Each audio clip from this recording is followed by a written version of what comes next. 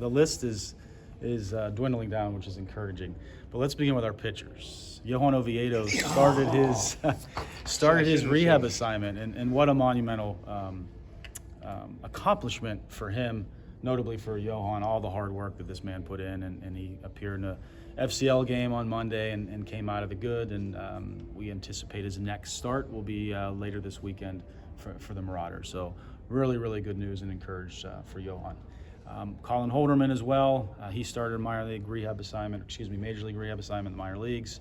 He's appeared in 2 games, one down in the FCL, and then he also threw another outing last night with the Indianapolis Indians. So he came out of it great, texted me last night, said, hey, I feel great, I'm getting dialed in. So very encouraging for those two individuals. Tim Mayza and Justin Lawrence, they've progressed out to 120 feet in the return to throw programs. Good velocity, good intensity. Most notably, they're recovering very well. Ryan Barucki, he's throwing aside as we speak. So he is making very nice progress in his rehab. The next steps, we'll see how he comes out of it, assess him, and determine if he needs another time off the mound. So very encouraging for Ryan Barucki. Jared Jones, he was out of the post-op splint. He's about 6 weeks post-op down in our Florida group. Nothing monumental other than he did get out of the brace last week and continues to work on range of motion. Next steps after that will be to focus on strength. So he's progressing very nicely. Any questions with the pitchers? Oviedo, what kind of workload management, pitch count type of thing is he on right now for going into the Marauders? Yeah, so he through the sim games prior to beginning his rehab assignment, he was built up to about 3 innings, 55 pitches, or 3 ups, 55 pitches. So he is going to go through a normal starter's build, and that will hopefully get him to 5 or 6 ups as he ramps back up. Does he have to hit a certain threshold when you're talking up the number of ups, number of pitches, before he can move on to his next phase, like go to Indianapolis or Altoona, wherever he's going next? Yeah, that's a good question. We are collaboratively meeting as a rehab group, a pitching department, notably with Ovi, to see how he responds. If he needs more, it's less about overall volume, and it's more about execution, how his body responds. The volume is part of, and he's been built up to this volume for him to withstand this volume.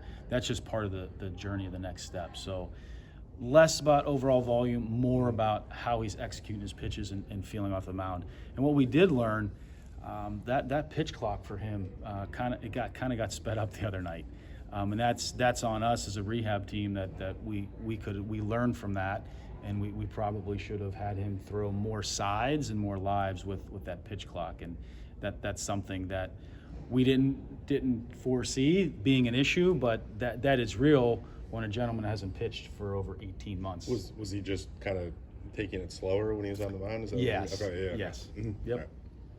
Is it kind of a good thing that he's taking it? Obviously, you don't want pitch clock violations, but for Yes. Oviedo and his, good with what you've said about velocity, is it kind of good that he's taking it slow a little bit? Yes, it's a blessing and a curse.